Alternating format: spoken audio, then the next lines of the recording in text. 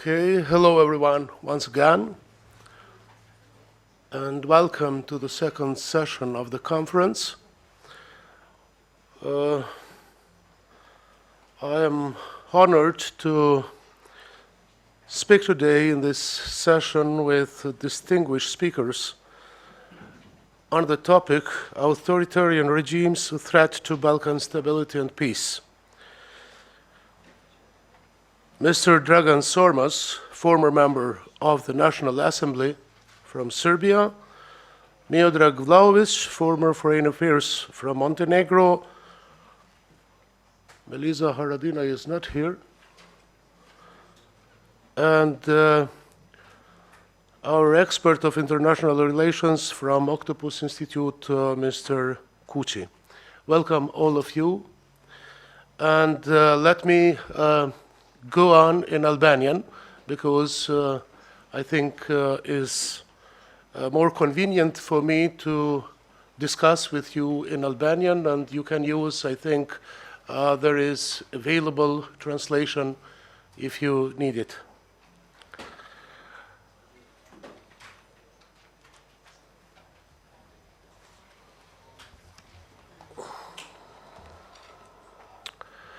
Agresioni rus në Ukrainë ka shkaktuar një tronditje të madhe në geopolitikën globale dhe e ka rikthyer rajonin tonë në fakt në vifronti të konfrontimit Rusisë me Perëndimin.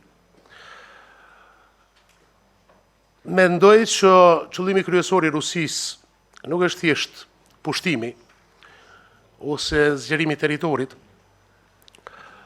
por minimi i rendit ndërkombëtar dhe minimi i demokracisë si triumf i historisë.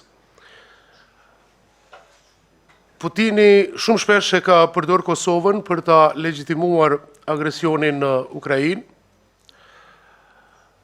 dhe kundërshtimi rus për Kosovën e loja secesioniste ose nxitjet secesioniste me Dodiku në Bosnjë i kanë shërbyer të dyjave, edhe Serbisë edhe Rusisë, për Serbinë, në funksion të qëllimeve të saj ekspansioniste dhe njëkohësisht për Rusinë që të pengojë integrimin euroatlantik të rajonit tonë. Nuk jam i sigurt në qoftë se dështimi i Shteteve të Bashkuara të Amerikës për t'u angazhuar me Rusinë pas luftës së ftohtë, siç thot Brzezhinski, i ka dhënë asaj shansin që të rikthehet kërcënueshëm, apo dështimi i Bashkimit Evropian që ta integrojë Ballkanin Perëndimor e ka kthyer rajonin tonë në një arenë strategjike për qëllimet ruse kundër Perëndimit. Cila është e vërteta dhe cilat janë pasojat e agresionit rus ose kërcënimet e drejtë për drejta për vendet e Ballkanit Perëndimor dhe për paqen e stabilitetin në këtë pjesë, besoj se do ta kuptojmë nga folësit e shquar të këtij paneli, siç e prezentuam në fillim, dhe unë do doja që fillimisht të kemi opinionet, vlerësimet për kërcënimet nga konteksti i regjimeve autoritariste prej Dr. Sormaz. Please, Mr. Sormaz.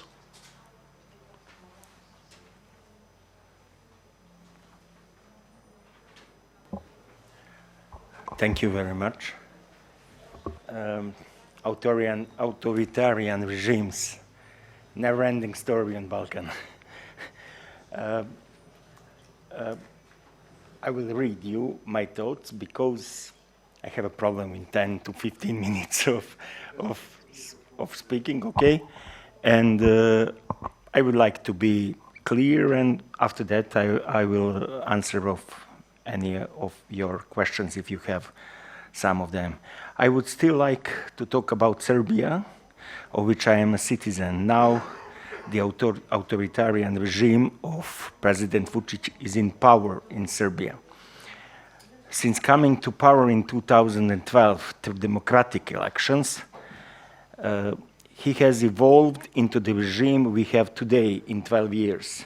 There are also witnesses present here in this room that knows that it was Nikolić and Vučić, Serbian Progressive Party, who had a quiet but very persistent support of the centers of power in the West, that the rule of President Tadić was replaced by these two, which is exactly what happened in 2012.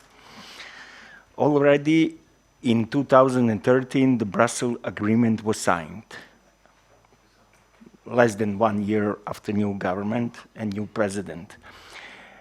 That is something what President Tadić, democratic leader in Serbia, don't want to sign, which was a significant step towards Serbia's membership Serbia's membership in the EU. Extraordinary parliamentary elections are called, and Vučić becomes prime minister after that in 2014. Negotiations with the EU are opening, several negotiations chapters are taking place, and military exercise with NATO and the US Army are becoming more frequent. Western companies are investing more and more in Serbia, and Kosovo is disappearing as a topic that burdens Serbia. Wages and pensions are growing. That was the reality of 2014 until 2015-16. During that period, the Russian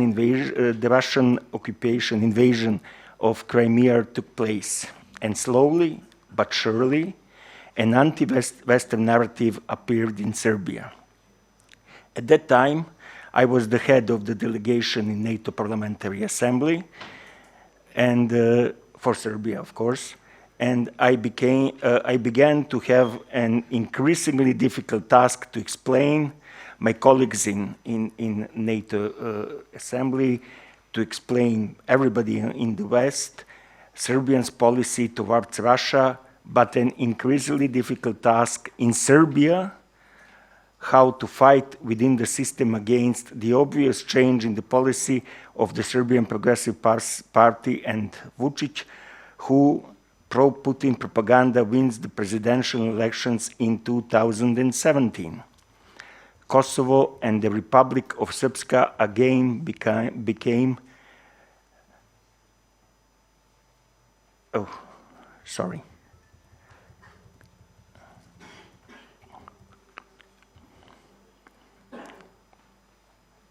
Kosovo and the Republic of Srpska again became current topics, and in the media under Vučić's control, the West is once again the enemy of the Serbian world, and Putin is its protector.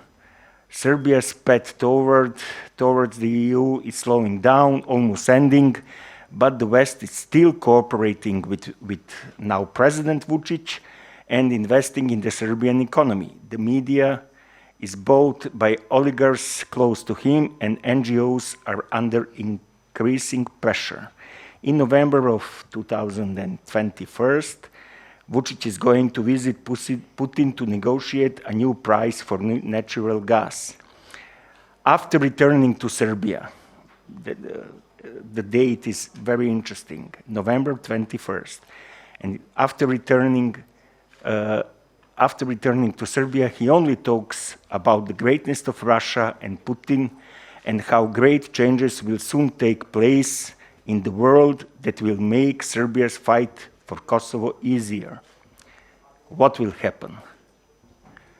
Regular presidential and extraordinary parliamentary elections are announced, and in the middle of campaign, what happened? Russia started a war against Ukraine and aggression against Ukraine. Vučić is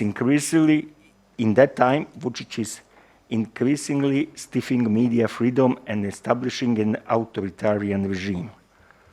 in 2023, in the month of May, a terrible mass shooting occurred in the elementary school in the center of the Belgrade, Ribnikar school. And just one day later, another one took place near the Belgrade in villages of Malo Orašje and Dubona. A total of 19 young lives were lost in only 2 days in violence in Serbia. Massive civil protests against violence are being launched in Serbia. Of course, the citizens see the authoritarian regime, the controlled media, and the pro-Russian narrative, which increasingly resembles the narrative of the criminal regime of Slobodan Milošević, as the cause of that increase of violence in Serbia, in our society. Vučić literally brought Serbia back to the 90s. In order to get out of that situation, of that massive protests, Vučić first convinced the opposition to hold extraordinary elections again, but in order to secure a big victory for himself, he started, and I, for 1 year, speak about that he started, and nobody from West tell that, for example, that he start, sorry, again,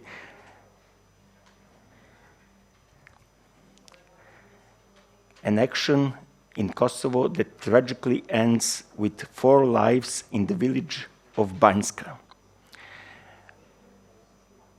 Vučić is in panic. Serbia can be accused of being a state that sponsors terrorism. In addition, somehow it happened that KFOR let all the participants of the terrorist action escape to Serbia.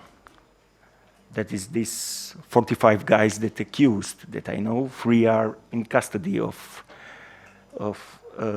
Prishtina. Yet, they are such a new stone around Vučić's neck. How can he arrest them in the middle of the election campaign?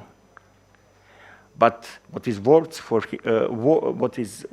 him, how can he arrest them when he is their boss? In that panic, he commits an unprecedented vote theft in December on that elections, which was confirmed by other mission of OECD, the USA, and the EU. During that time, the Kosovo government succeeded in 4 municipalities of the north with a Serbian majority, resolves issues from the agreement, license plates, passports, personal documents. Prishtina closed parallel institutions, canceled the dinner as a means of payment, and in the same time, in addition, that only this year until now, Serbia sold artillery ammunition to Western companies worth more than $1.6 billion. And that ammunition ended up in the Ukrainian army. But in Serbia, all this goes almost unnoticed. What happened on north of Kosovo, or that we sold ammunition for Ukrainian army, almost nobody in Serbia knows that. Why? Is the West silent on Vučić's dictatorship, considering that this is actually the only way to accept an independent Kosovo in Serbia? Is the Vučić regime the best partner for completing this process and signing the final legally binding agreement on the normalization of relations between Serbia and Kosovo? That's our obligation since 2013. We have that obligation. Is his regime also needed for the final solution to the issue of functional state of Bosnia and Herzegovina? It would not be the first time in history that the West solves difficult problems with the help of just such regimes. All that is still a high price for Serbia itself, its citizens, as well as future generations, will have a difficult task to build a modern democratic European Serbia. Serbia must create an alternative to Vučić's policy and regime. The current opposition is only competition, not alternative. I believe that the citizens of Serbia will succeed in doing that. They succeed in overthrowing Milosevic regime, and Vučić will soon be out of use in the West. And when we see that happen, I think in next 2 years at most, that will be the end of Vučić authoritarian regime. Maybe I'm optimistic, but we will see. Thank you.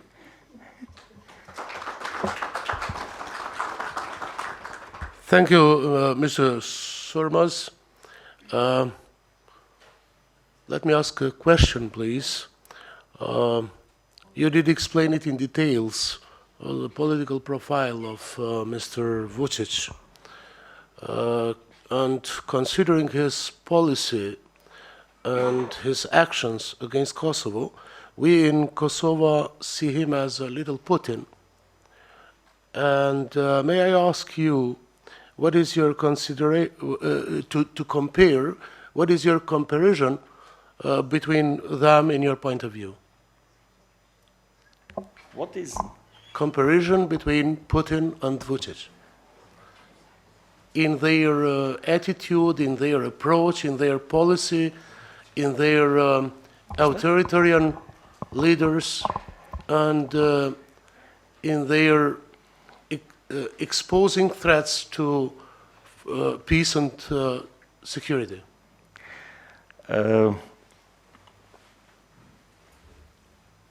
They cannot be compared, because Vučić only dream about greatness of Putin, and he can do nothing similar to Putin. And I understand we said in Serbia, if a snake bites you, you are always afraid even of a lizard, you know? And I know that there is no any threat to Kosovo and their citizens if we speak about military action and something like that from Serbia. I know that, because I was always in my 22 years in parliament in these committees that work about defense and something like that. But I must tell you that you see what you hear what I said. Vučić is on his knees, but he is controlled by West. And I think that because he controlled Serbia with his authoritarian and such kind of regime, he controlled very well Serbia. West needs him for finish the job in Western Balkans, and that job will be positive for every one of us, because we will have peace and we will have security, and all of us will be a part of Euro-Atlantic world. We are the part of that, but not institutionally yet. Kosovo, Serbia, Bosnia, Montenegro is partially with NATO, North Macedonia, Albania, but not the members of EU and something like that.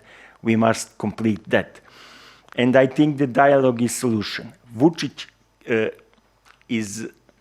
Vučić now, I said that when I have a chance, and it's not it's not so often.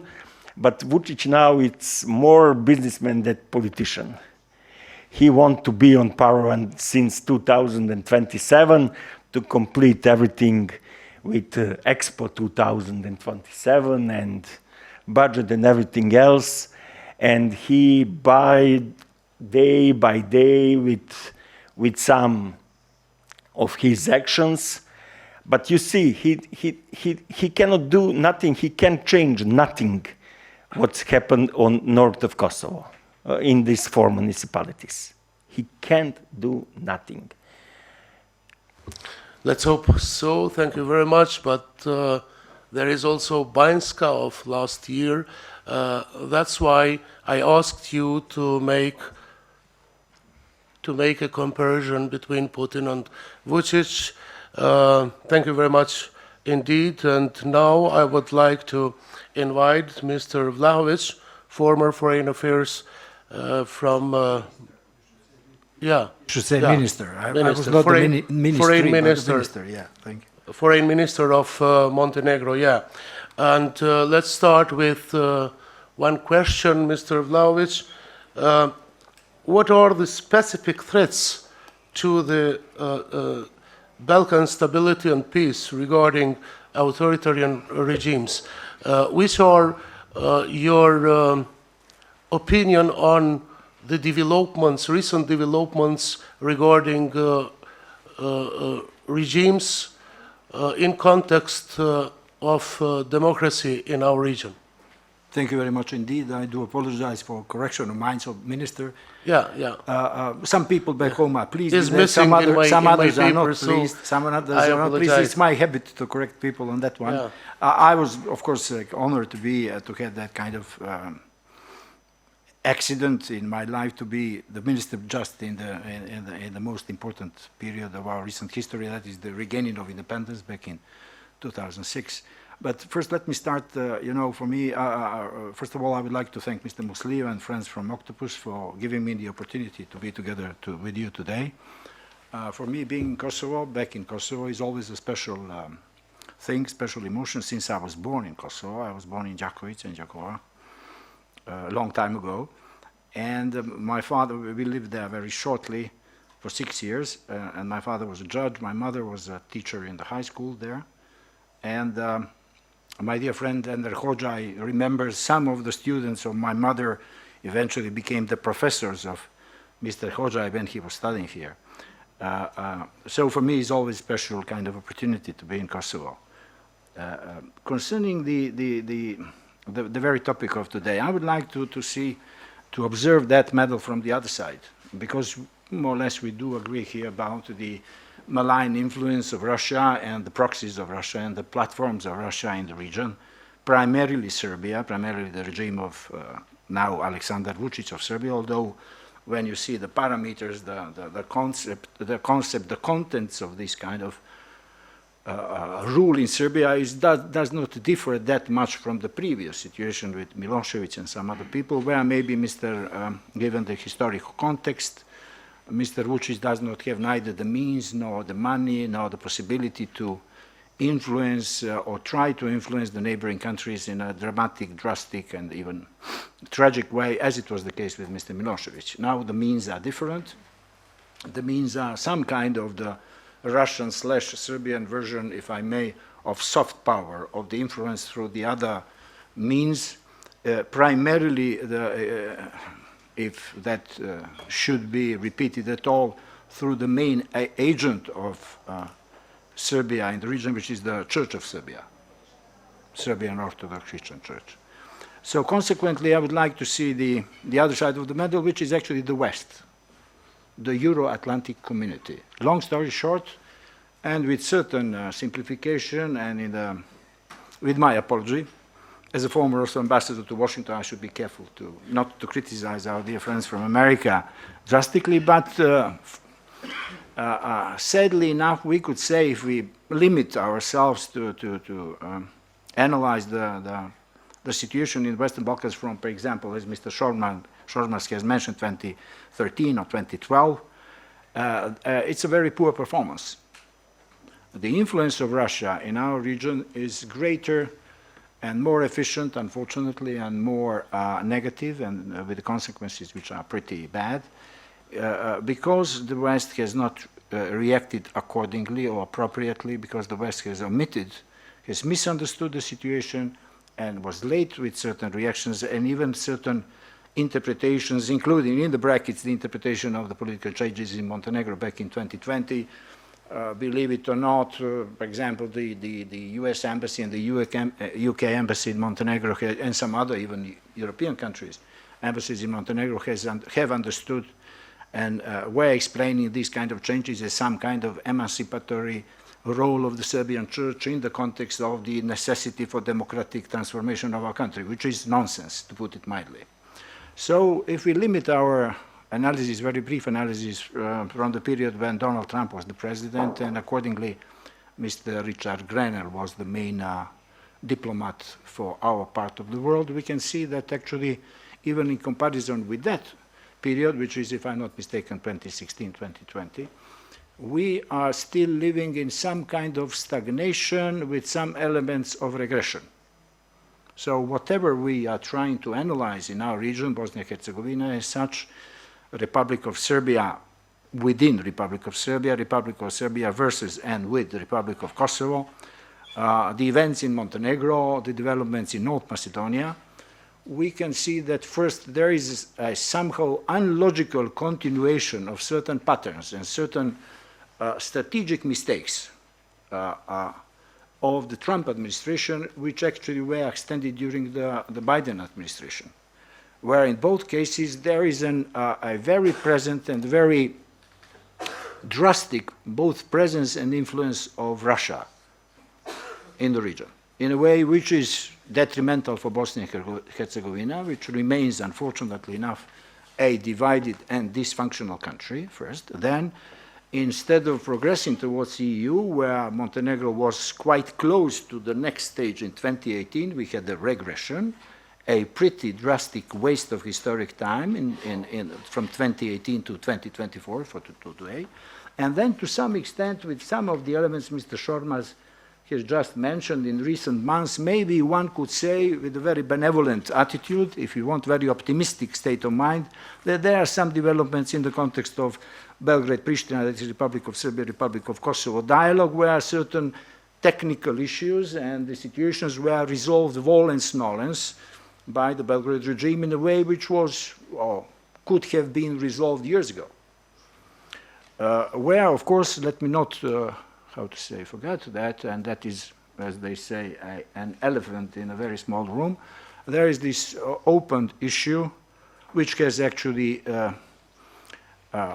suffered from the transformation into the very negative context and the explanations and interpretations which are pretty negative and disturbing ones, and that is the Association of Serbian Municipalities, where instead of some kind of precondition for the recognition of Serbia, for the recognition of Kosovo by Serbia at the beginning of dialogue, it has actually, for a number of different reasons, we don't have time to explore or to explain all of them, is now in some kind of even unspoken understanding as some kind of new version in a smaller context, in a smaller container, the repetition of the Republika Srpska story in the territory of Kosovo. Of course, we are assured by the international community, by the US Embassy and some other embassies, by the Brussels, that that is not the case, that cannot be the case. But when you see the Russian influence in the region, it starts with the overall social and political life in Serbia, with the media situation in Serbia, which is also has reflections in all of our countries, especially as we speak in Bosnia, Herzegovina, and Montenegro, and to some extent also in North Macedonia, where the whole paradigm is somehow, explained as Russia is backing historic, justified interests of Serbian people, and all of us, others, are actually trying to negate that historic, justified interests of Serbian people in various forms, even in our countries. So the paradigm so the whole concept is just the replica with certain, or these are the serial of replicas with certain small adjustments country by country. One story about the so-called endangered Serbs is applied or present in Bosnia and Herzegovina in part which is called Republika Srpska. The other concept, the other interpretation, the other propaganda is being used for Montenegro. And of course there is an, if I may say, as a born Kosovar, there is the new historic stage of the Belgrade propaganda where they, inverted commas, triple inverted commas, are trying to protect their people in Kosovo. Let me say, as Vlahovic, born in Kosovo, being a Montenegrin, that's a historical lie which lasts from, if I'm not mistaken, 1912. Belgrade has never been doing that. And that is why we are now in the situation as we are, where at the end of the story, I'm glad that I was the part of the Montenegrin administration which has advocated and recognized eventually Kosovo together with our Macedonian friends.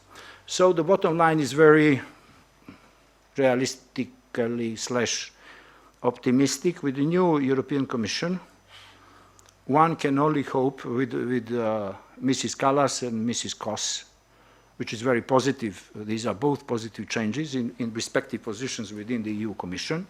One can only hope that there will be a kind of rereading or reinterpretation of the Western Balkan situation as a general, and situations in country by country, both in Brussels and in Washington, because we need that.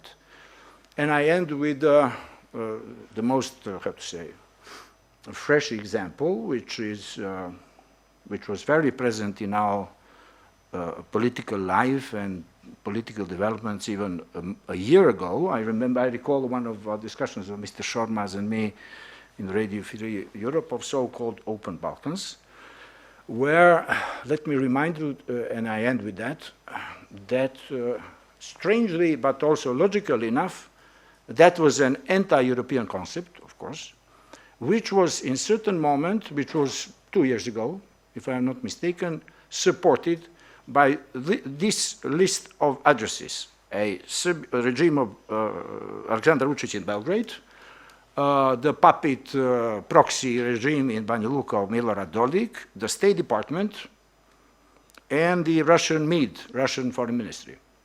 They were all repeating the mantra that Open Balkans supports the communication and cooperation among the countries and the peoples of Western Balkans and could be, quote unquote, a useful platform for the EU integration of the Western Balkans, which is again nonsense, and which was proven nonsense.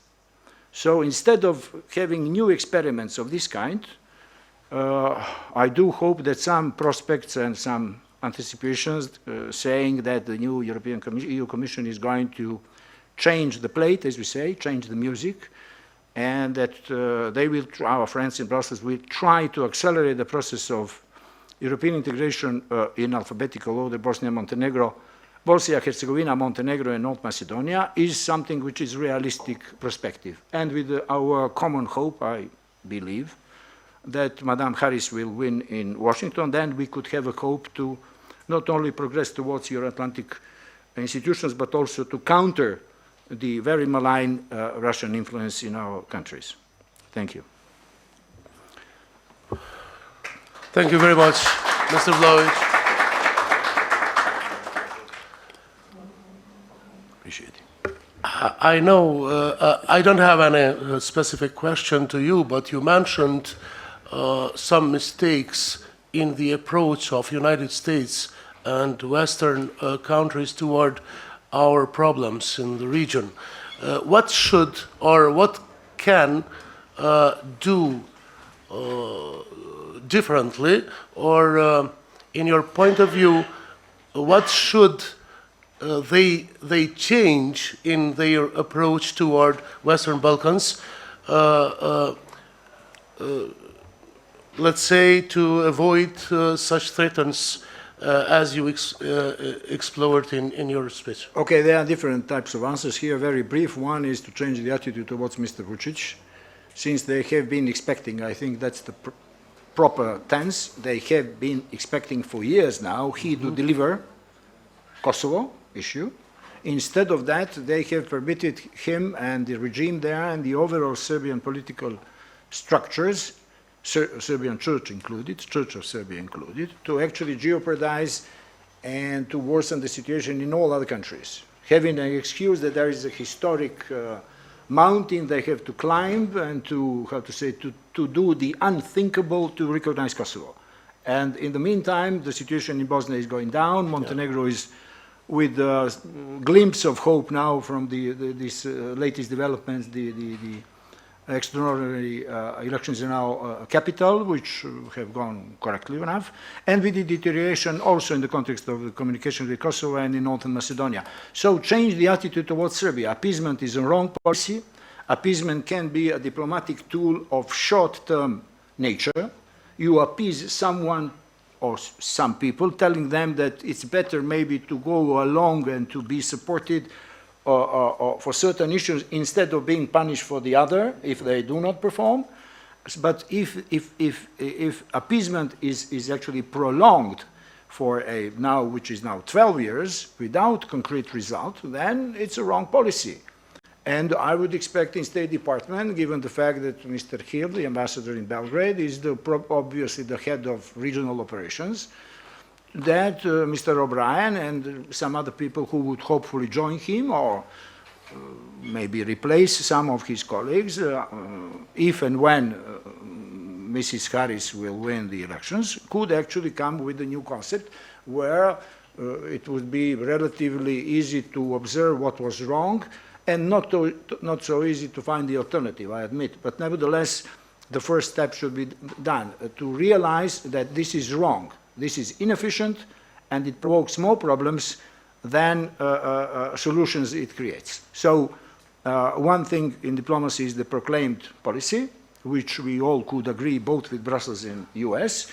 Entirely different issue is how you actually operate with these principles of yours. Once again, thank you very much, Mr. Vlahovic, former foreign minister of Montenegro, yeah. And let's have now our friend Gurakuç Kuçi, Dr. Gurakuç Kuçi, expert of international relations from Kosovo. Gurakuç, please, the word is yours. Thank you very much. It's my pleasure to be here.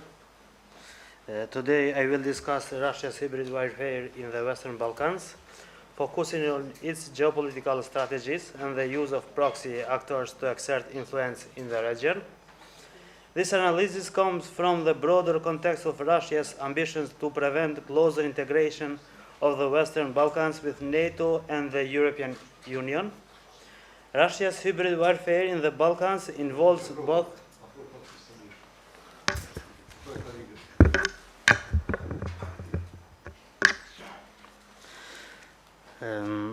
Russia hybrid warfare in the Balkans involves both direct and indirect tactics. These tactics include media manipulation, cyber attacks, and the use of proxy actors such as Serbia, Republika Srpska, and the Serbian Orthodox Church. Let me start by providing a bit of historical background. Historically, Russia's involvement in the Balkans dates back to Tsarist times, Komyavkov for Slavophile 1839 and Franjoza for Slavic living space, with a vision of uniting Slavic peoples under Russian leadership. Then also Serbia with Načrtanje by Ilya Garshanin. Even after the collapse of the Soviet Union, Russia's geopolitical ambitions in the region remain strong.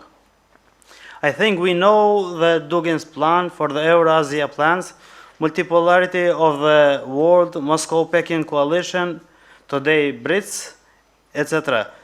In fact, President Vladimir Putin has described the dissolution of the Soviet Union as the greatest geopolitical catastrophe of the century, indicating his intent to restore Russian influence, particularly in regions like the Balkans and Ukraine. Based on the theoretical analysis, we found that Russia toward Western Balkan countries used two models of influence: indirect from an firm and indirect form.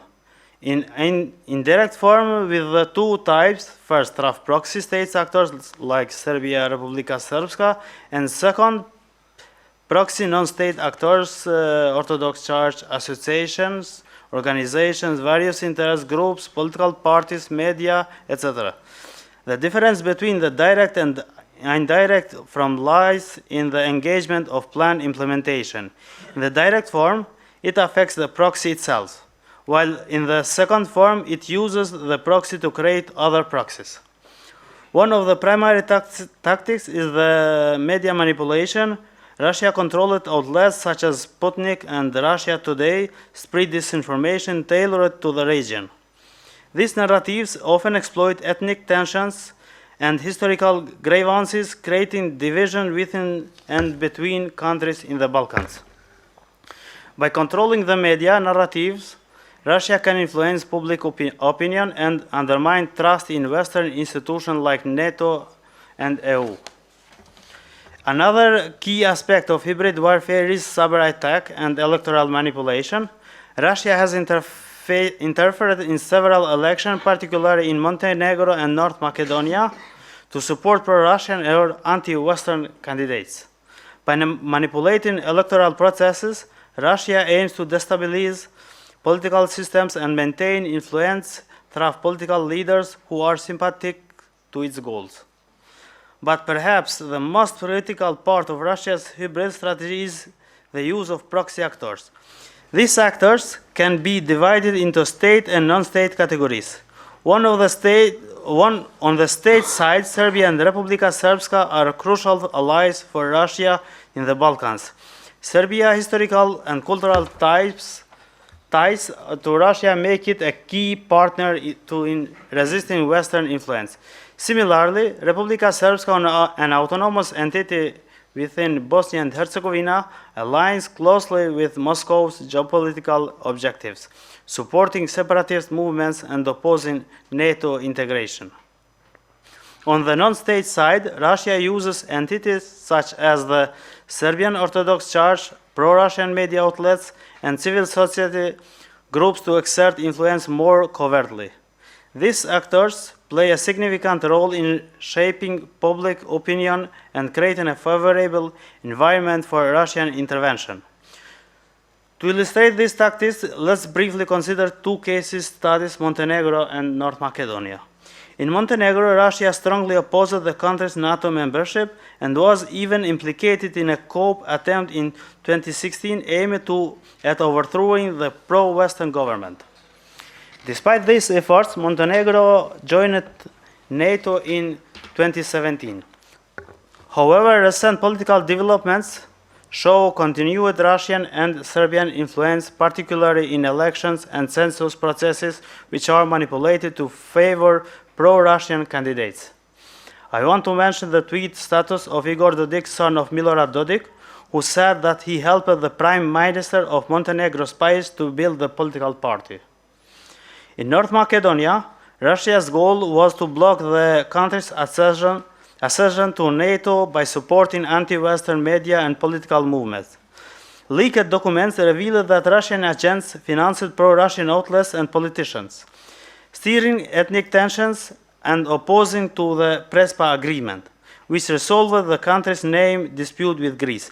Despite these efforts, North Macedonia joined NATO in 2020, although Russian interference continues to pose challenges.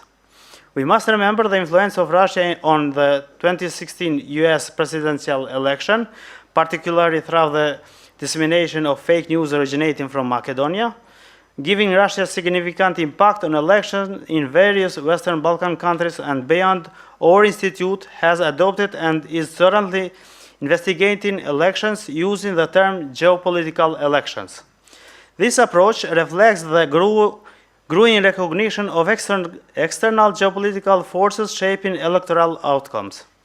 The broader implication of Russia's hybrid warfare in the Western Balkans is that it is part of a larger geopolitical strategy to challenge Western dominance and promote a multipolar world order. By destabilizing the Balkans, Russia not only weakens NATO and the EU, but also strengthens its influence over this strategically important region.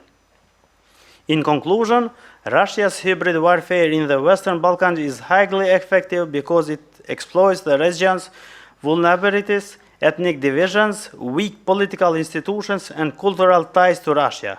Countering this influence requires a coordinated Western response that includes strengthening democratic institutions, cybersecurity, and independent media.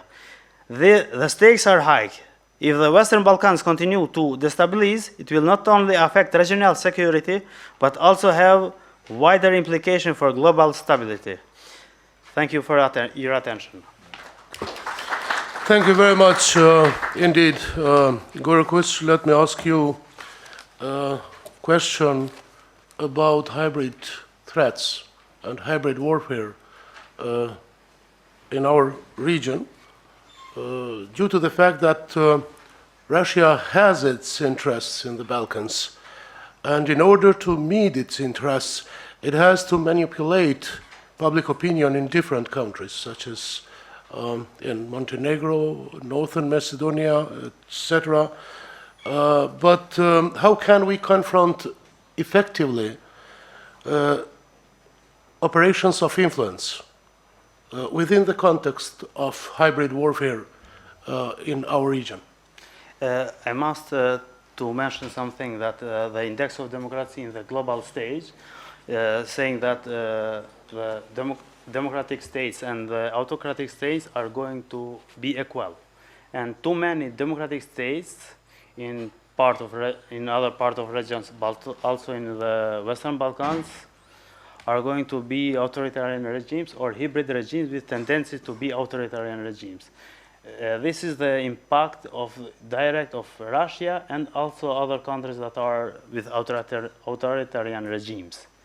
And we need, in the first time, to make democratic countries with strong institutions, and I think it's the best way to make a sovereignty countries that can protect their country from every influence in sporadic attacks like Banska or other attacks we are seeing in Kosovo lastly.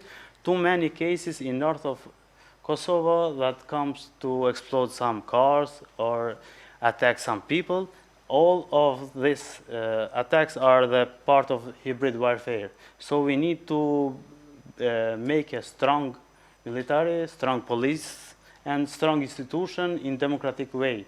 Not only Kosovo, but all the countries of the Western Balkans, but we need also to cooperate more with each other and also with NATO. Thank you.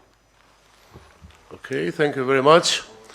Faleminderit shumë, tani do doja që për disa minuta ta kalojmë ta përfshijmë gjithashtu angazhimin e audiencës, në qoftë se do të kemi pyetje, komente dhe do të marrim përgjigjet e panelistëve nga ky sesion. Po, zotriu atje. Hello, yeah. First of all, thank you for being here and taking your time. Thank you to OCTOPUS for organizing this conference. My question goes to Dr. Sormaz. I wanted to ask regarding the deal that the EU is trying to sign with Serbia regarding raw materials. There was quite a sizable protest after this came out in the media, and I guess from that we can see how the public opinion is regarding that deal. And on the other hand, I see it as this appeasement coming from the Western world. This deal plays a crucial role in how it affects that appeasement. So, speaking of carrots and sticks, I think that having a lithium hub for Vučić in Europe is a quite valuable carrot. So I just want to know your opinion on how you think this will develop in the years to come. Thank you. First of all, there is no deal. It's probably probably wrong interpretation in media, especially in Serbian media. There is no deal between Serbia and EU if we speak about that issue of mining of lithium. Serbia is a candidate country. And we have our obligation to respect and all policies of EU, and you mentioned that is the one of policies that how you say materials for critical materials, something like that, for green agenda for EU, and that is very important in couple of chapters that we negotiate with EU, not only in one chapter. You know, there is ecological problems, there is mining, there is economy, and then we speak about economy in especially Germany, car industry and something like that, and they want that lithium, but there is no deal. It's a matter of Serbia. Chancellor Scholz said that in Belgrade. It's a thing that is something that Serbia must solve. That are they have a mining or not? It's a matter of Serbia, nothing else, nobody else, and no EU. But he had a problem. Do you know what is the biggest problem for Vučić? I don't say that in this. Geography is the biggest problem for Vučić. If Serbia was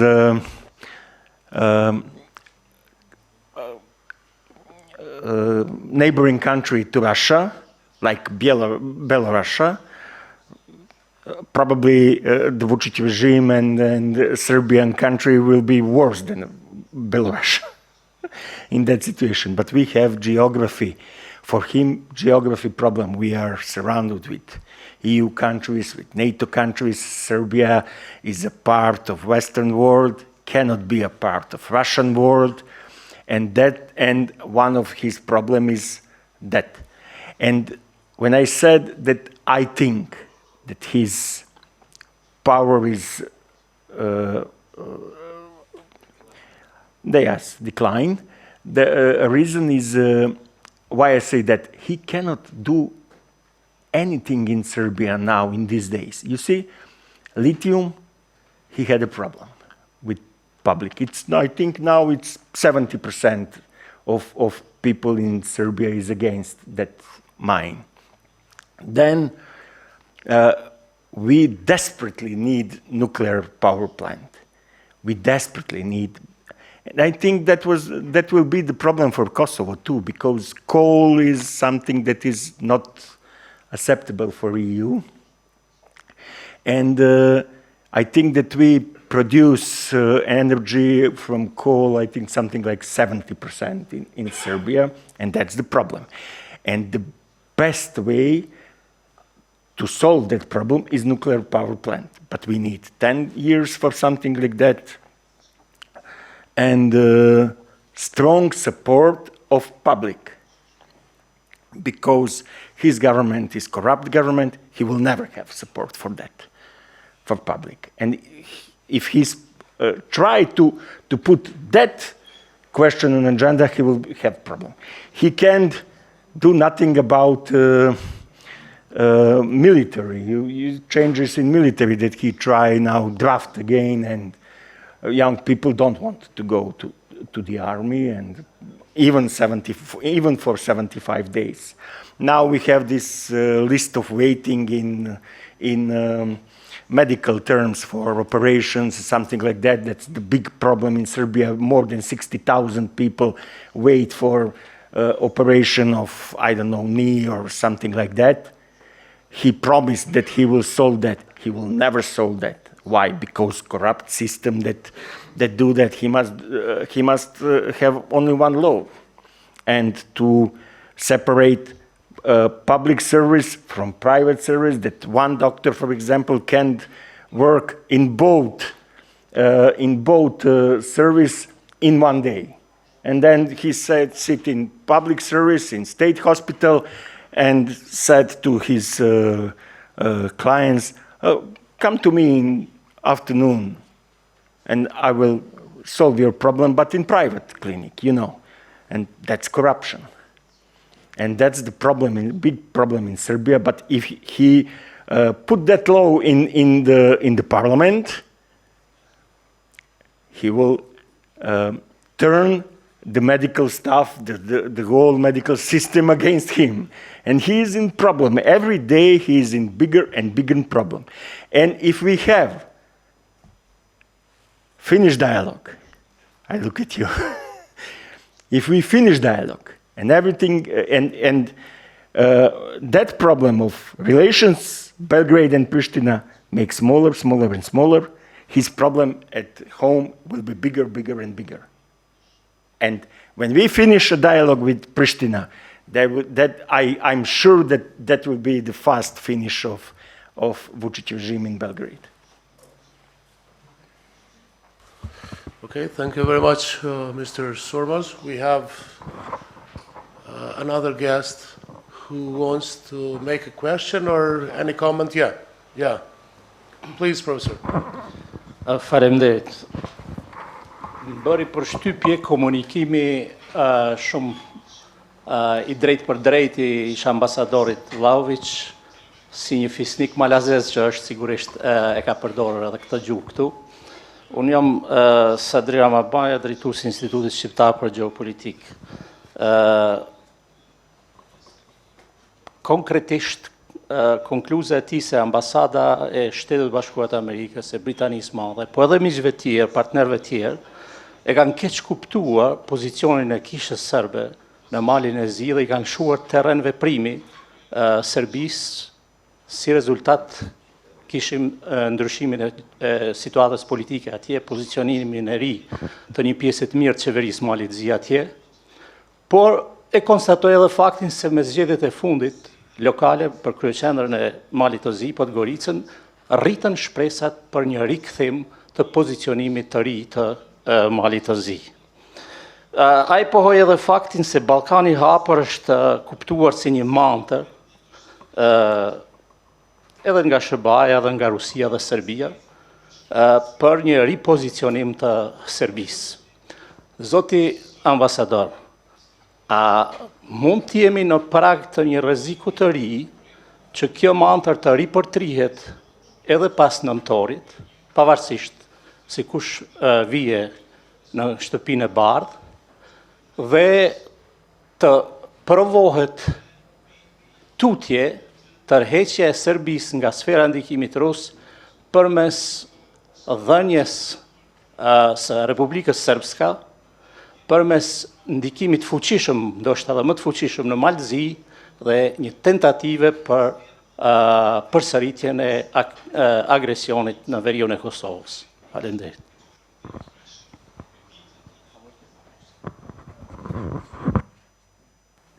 Yes, the answer is unfortunately positive. I think that there is a consensus among all reasonable people, irrespective of their political affiliation or orientation, including those friends of ours in America, that the return of Donald Trump to the White House could be detrimental for the whole world, where, of course, Balkans would not be on the front pages of the US priorities, but that is even worse.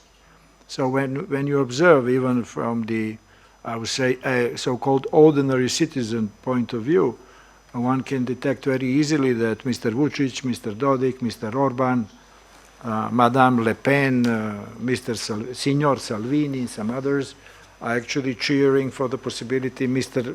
de facto, from our perspective, Mr. Grenell, to return to be the chief diplomat of Donald Trump in the Balkans. Since we know, of course, the Austrians, you have right-wing populists all over the place, including, of course, in Montenegro, the present Prime Minister, Mr. Spajic, is a great fan of Mr. Trump, and he even claims the so-called Project 2025, which is an infamous set of ideas, is actually only the repetition or replica of his own program, Europe Now #2 in Montenegro, which is, of course, ridiculous, but nevertheless, that is the position of our Prime Minister for the time being. So when you see that Mr. Grenell is now organizing the Serbian diaspora in America to support Mr. Trump, one can easily predict what would be the US policy vis-à-vis the Western Balkans if there could be a return of Mr. Trump to the White House. Concerning, just to maybe an additional explanation, you know, in Montenegro, the trigger for the so-called religious procession kind of political movement there was the draft of the law on religious freedoms in Montenegro, which was, I was present physically because I was then the ambassador to the Holy See, and I traveled to Venice to observe and listen to the examination of that law by the Venice Commission. And strangely enough, or logically enough, the very draft was supported by each and every of the Orthodox Christian countries, all the countries which are by their population predominantly Orthodox Christian ones, which means not only Russia, Armenia, Georgia, Moldova, Romania, Bulgaria, Greece, Cyprus, North Macedonia, Ukraine as well, of course. With one exception, there was a gentleman from Serbia, a deputy justice minister who, of course, by definition in these kind of cases, he was a Montenegrin by origin, and he was fervently, in a very broken English, very much against the law, draft of the law itself. And there was one abstention. There was a gentleman from Banja Luka, from Bosnia and Herzegovina, who said, quote unquote, I admire Montenegro that much that I cannot vote against Montenegro, but in the same time I'm a Serb, so I cannot vote for this law. Back home in Montenegro, it was interpreted that the Church of Serbia has gained an enormous victory in Venice Commission, that the law was proclaimed anti-Orthodox Christian, even anti-Christian in its essence.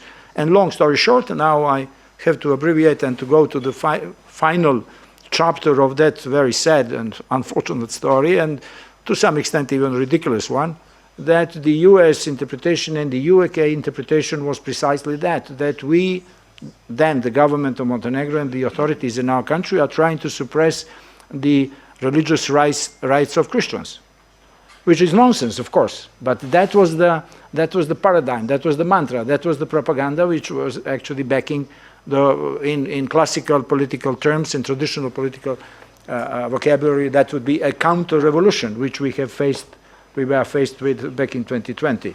So consequently, the repetition of that kind of short-sightedness on the side of the Western friends could be very detrimental, could be absolutely detrimental for Montenegro. But I think Montenegro, to be very frank with you, is only a minor issue in this minor element in this puzzle, a small piece of the puzzle. I think the entire Western Balkans could be in clear and imminent danger if there is a new Trump administration. That is, when you read what Mr. Vance, the running mate of Mr. Trump, is saying, yesterday evening they had a very interesting duel, the two vice presidential candidates, you can detect that that is some kind of, he is de facto a proxy of Putin. I mean, the whole Republican ticket is a kind of ticket of Mr. Putin. They are saying things which the entire entourage in Kremlin would gladly subscribe to. So I think that this is, there is no any kind of, you don't need to be, as they say, rocket scientist to understand this kind of formula which could be applied to the Western Balkans in the context of the forthcoming elections in America. I think it's pretty dramatic and it's clear-cut. Either we are going to be faced with a catastrophe, and then we are going to deal, and I end with that, with some kind of crisis management on long term. We should be, prepared to survive next 4 years, or we are going to have and I think that my dear friend Enver Hoxha has mentioned that, and we talked about that. We had a certain seminar back in prison 10 days ago. There is a necessity of our countries, of all the people of Euro-Atlantic orientation, however they may be marginal, as it is unfortunately the case in Serbia, or in opposition, as it is the case in Montenegro, or both in government and in opposition, as it is the case in Kosovo. Or Bosnia is very complicated in that context, but nevertheless you have also there, both in government and in opposition, Euro-Atlantic people who are oriented towards Europe and Euro-Atlantic integrations, we should cooperate, communicate, we should find a way to pass our message both to Brussels and Washington that there should be dramatic changes in their attitude if they want to have positive developments in our countries. Otherwise, we can drag on with this kind of situation with Trump or without Trump, with the same inefficiency and with the same problems for years to come, which could be detrimental. And then whether we are going to have repetition of Banska or any other kind of accident, voluntary, intentional accident, or not, that would be only a matter of time. Thank you, Mr. Vlahovic. Any other guest who wants to? Yeah, we have another one. Thank you, everybody. It's a great pleasure to be here in this international conference. I am Yetan Brejshorin. I'm a sociologist. I would like to ask two questions for Dr. Sormaz. First question is regarding to media. Željko Mitrovic is the owner of Pink Media, which is really strong media and spread all around the world, and is also a very close friend to Alexander Vučić, the president. Because you live in Belgrade and we live here and maybe you have more information, is it true that all the finances Pink Media are coming from Russia? This is the first question. And second question is, do you agree with Mr. Nenad Čanak that he said that Milosevic and now Vučić, wherever they are protecting Serbs outside the Serbia, they are doing more damages than the protections because they are using them just to strengthen their power inside the Serbia, but actually they are doing more damages and Serbs are gone from that places. Thank you.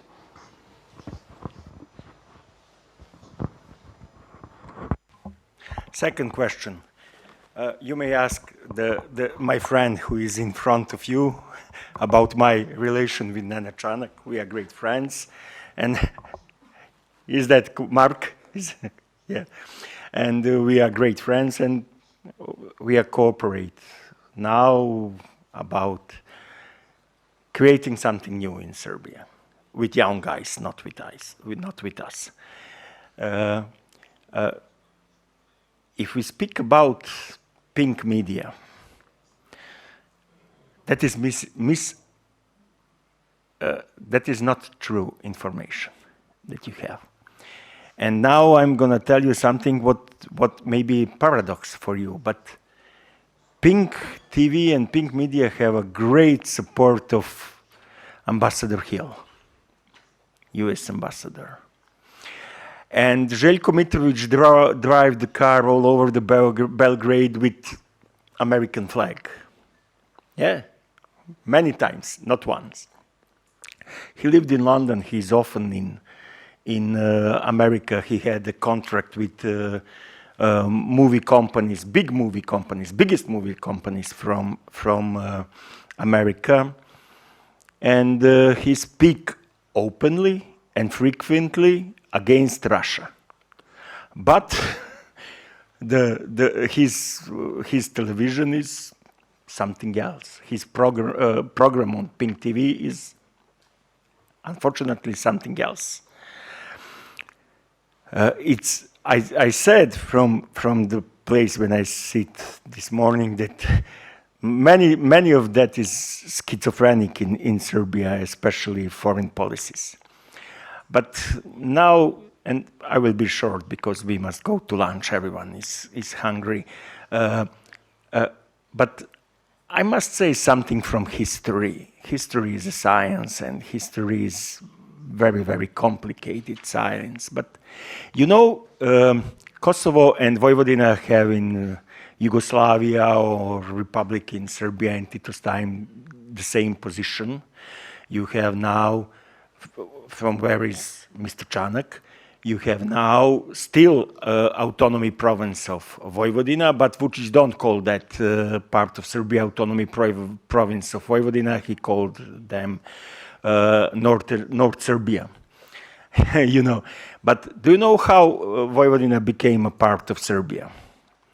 After the war in 1918, that was the part of Hungary, Austrian Empire.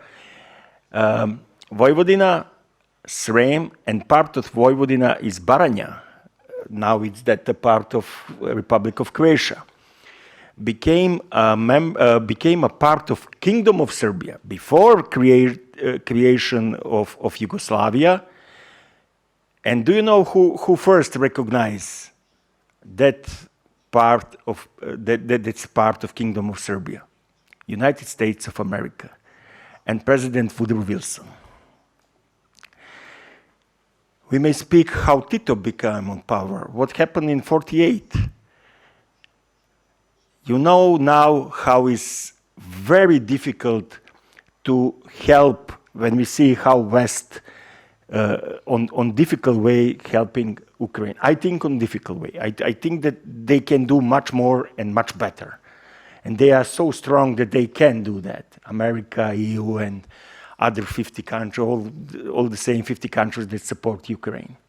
But in one decision, USA give to Yugoslavia, towards to Tito, 600 planes in 48. 600 planes to defend him, and several thousand of tanks to defend Yugoslavia of Stalin's aggression, possible aggression. If we speak about Republic of Srpska, what is the born place when is born Republic of Srpska? Dayton, USA. Who bring the Dodik on power? Americans. In armed vehicle. In armed vehicle. He was brought to building of government of Republic of Srpska in American armed vehicle, literally, you know. And now we have a dialogue between Serbia, Belgrade, and Prishtina, Serbia, and Kosovo. That's why I said, let's finish that dialogue. Let's finish that dialogue. If it's possible sooner, it's much better than later. In that dialogue, we have Serbia, we have Kosovo, and we have EU. But everybody look what happened in Washington and what Washington said. And they are not officially part of dialogue, you know. It's very complicated situation in Serbia, but I think that we have ground to rule down the Vučić. This is the third time that I said that. Okay. Thank you very much, Mr. Sormaz. I think we came to the end of this session, but before we leave, let me conclude that our region needs a new approach from Euro-Atlantic community in order to stop hegemonic policy of Serbia and to foster the Euro-Atlantic integration process of Western Balkans, as Mr. Vlahovic just explained it minutes before, as an only path for stability and security in our region. Thank you very much, everyone, for being with us in this session.